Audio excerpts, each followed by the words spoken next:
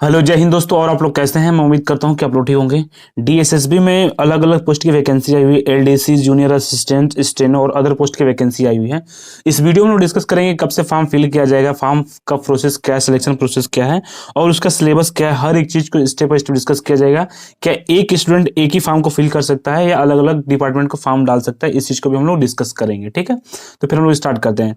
देखिए, जैसा कि आपको पता है कि DSSB, Delhi subordinate service selection board, Delhi की तरफ से ये एग्जाम कंडक्ट कराया जाता है, जिसमें अलग अलग पोस्ट आपका है। एलडीसी है, जूनियर असिस्टेंट है, स्टेनो है और अदर पोस्ट है। ठीक है, फॉर्म जो है आपका स्टार्ट हो जाएगा 9/1/2024 से फॉर्म आपका स्टार्ट हो जाएगा और 7/2/2024 यानी कि 7 फरवरी 2000 तक का फॉर्म फिल कर सकते हैं। ठीक है, एग्जाम डेट अभी कंफर्म नहीं है, जिसमें से जनरल, ओबीसी, ईडब्ल्यूएस वालों को 100 रुपये चार्ज देना पड़ेगा और एससी एसटी विकलांग वाले को कोई भी चार्ज नहीं लगेगा। ठीक है, फॉर्म कैसे फिल किया जाता है डीएसएसबी का, इसको हम अभी आगे बताएंगे आपको। ठीक है, इसमें मिनिमम एज जो है आपका, मिनिमम एज जो है आपका 18 साल है और मैक्सिमम एज 27 से 30 साल तक है। कितना? 27 से 30 साल तक आपका ये है। इसमें क्या है कि 7/2/2024 तक आपका मिनिमम एज 18 साल होना चाहिए और मैक्सिमम एज 27 से 30 साल तक। पोस्ट वाइज आप नोटिफिकेशन को चेक कर लीजिएगा, मैं आगे भी दिखा भी दूंगा।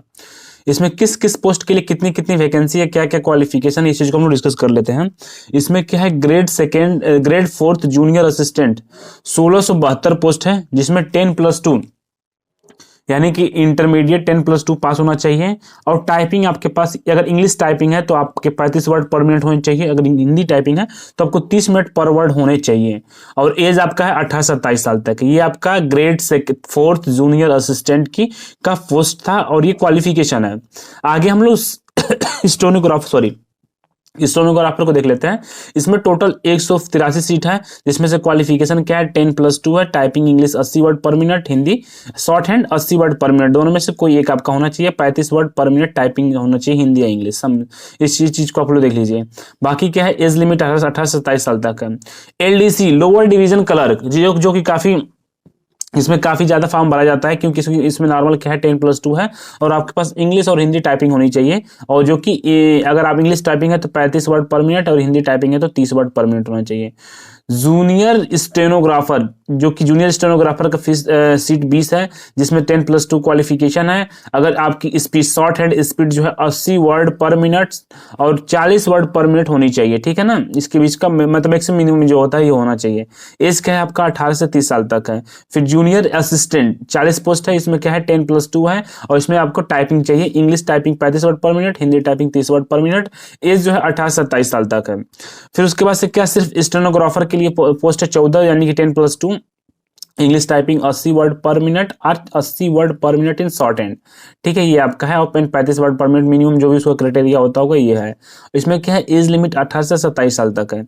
जूनियर असिस्टेंट जो है आपका टूरिज्म डिपार्टमेंट जो है, इसमें क्या है 10+2 है, इसमें भी आपको टाइपिंग कंपलसरी बोला गया। टाइपिंग सब मैंने हर एक पोस्ट में अलग अलग टाइपिंग कंपलसरी है। एलडीसी फिर अलग से एलडीसी कलर के, इसमें भी टाइपिंग कंपलसरी है। तो ये अलग अलग डिपार्टमेंट है, इस चीज को आप लोग एक बार खुद से देख लीजिएगा, मैं नोटिफिकेशन मैसेज कर दूंगा। ये आपका क्या है, कैटेगरी वाइज पोस्ट को डिवाइड किया गया, कैटेगरी वाइज पोस्ट को डिवाइड किया गया है। तो ये आपका है। बाकी जैसा कि हमने आपको बताया कि जो आपका फॉर्म का लिंक एक्टिवेट कब होगा, फॉर्म का लिंक 9 तारीख से एक्टिवेट होगा, 7/2 को क्या है आपका लास्ट डेट है। और कुछ इंपॉर्टेंट नोटिस जो हम लोग यहाँ पे चेक कर लेते हैं, जो इंपॉर्टेंट हो उस चीज को हम लोग देख लेते हैं। बाकी मैं इस नोटिफिकेशन को अपने ग्रुप में डाल दूंगा, मेरा टेलीग्राम चैनल है, आप लोग वहाँ ज्वाइन कर लीजिएगा, मैं वहाँ पे उस चीज को डाल दूंगा, आप लोग वहां से जाके क्रॉस चेक कर सकते हैं। ठीक है ना, एक बार खुद अगर पीडीएफ चेक करना चाहते हैं तो चेक कर सकते हैं। इसमें जो इंपॉर्टेंट चीजें, मैं सिलेबस के बारे में डिस्कस कर लेता हूं। बाकी जैसा कि हमने आपको बताया कि फॉर्म 9 तारीख से स्टार्ट होगा और 7 को खत्म हो जाएगा। ठीक है, 7 को डेट खत्म हो जाएगी। और बाकी ये हमने आपको बता ही दिया है किस डिपार्टमेंट में कितनी कितनी वैकेंसी है, हर एक चीज को हमने बता दिया है आपको। और इसमें जो इंपॉर्टेंट चीज मुझे लगता है, जो बताने लायक लगता है, वो हम आपको बता देते हैं। और इसमें जो सैलरी के बारे में डिस्कस किया गया, देखिए सैलरी भी आप लोग देख सकते हैं, अलग अलग डिपार्टमेंट की अलग अलग पे स्केल है, उस चीज को भी हम लोग क्रॉस चेक कर सकते हैं, खुद क्रॉस चेक कर सकते हैं, उसमें कोई इशू नहीं है। बस नॉर्मली इसमें लिखा गया पे स्केल। ये किसका है, ये आपका junior assistant, grade 4 junior assistant का जो पे स्केल आपका 19,900 से 63,200 तक पे स्केल आपका रहेगा। फिर स्टेनोग्राफर का जो आपका पे स्केल है उसका अलग दिया होगा, 25,500 तक है। फिर उसके बाद से क्या है एलडीसी, जो कि एलडीसी में सबसे ज़्यादा फॉर्म भरा जाएगा, इसका पे स्केल भी 19,900 से 30,200 के आसपास है। ठीक है, सबका अलग अलग पे स्केल है, जिसमें आप इंटरेस्टेड होंगे उस चीज़ को आप देख सकते हैं। मैं पीडीएफ ग्रुप में डाल दूंगा, मैं अपने टेलीग्राम चैनल वहाँ डाल दूंगा, पर आप लोग वहाँ से क्रॉस चेक कर लीजिएगा। ठीक है, बाकी हम लोग सिलेबस के बारे में डिस्कस कर लेते हैं कि किस सिलेबस क्या होगा, कैसे इसका सिलेबस होगा, क्या होगा।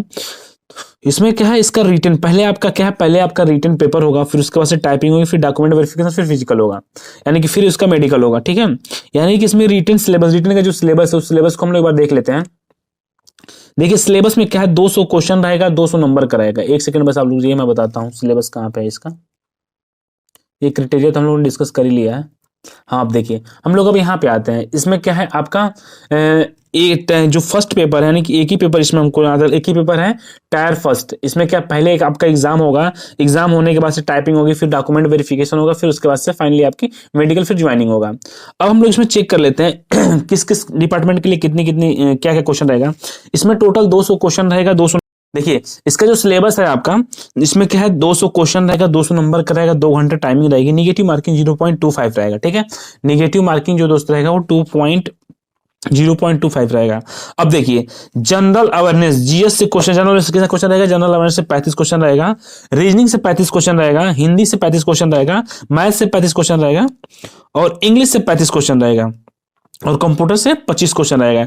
यानी कि 200 क्वेश्चन 200 नंबर का रहेगा, 2 घंटा आपके पास टाइमिंग रहेगी। जैसे आपका ये पेपर क्वालिफाई हो जाएगा, फिर उसके बाद से आप जिस जिस डिपार्टमेंट के लिए फॉर्म भरेंगे उसका अलग अलग से फिर सेकंड स्टेज होगा, फिर उसके बाद से डॉक्यूमेंट वेरिफिकेशन, फिर मेडिकल, फिर ज्वाइनिंग। ये 3-4 स्टेप में इस वैकेंसी को कंप्लीट क्लियर किया जाएगा। ठीक है, बाकी मुझे जो इंपॉर्टेंट चीज हो वो मैं आपको बता दिया हूँ। बाकी अगर आपको किसी प्रकार की कोई डाउट हो, कोई कंफ्यूजन हो, तो मेरे यूट्यूब के डिस्क्रिप्शन में टेलीग्राम चैनल है, व्हाट्सअप नंबर है, एक बार आप वहां से कांटेक्ट करिएगा या कमेंट के माध्यम से पूछ सकते हैं। कोशिश पूरा किया जाएगा आपके प्रॉब्लम को सॉल्व करने के लिए। ठीक है, मिलते हैं नेक्स्ट अपडेट में। धन्यवाद, जय हिंद।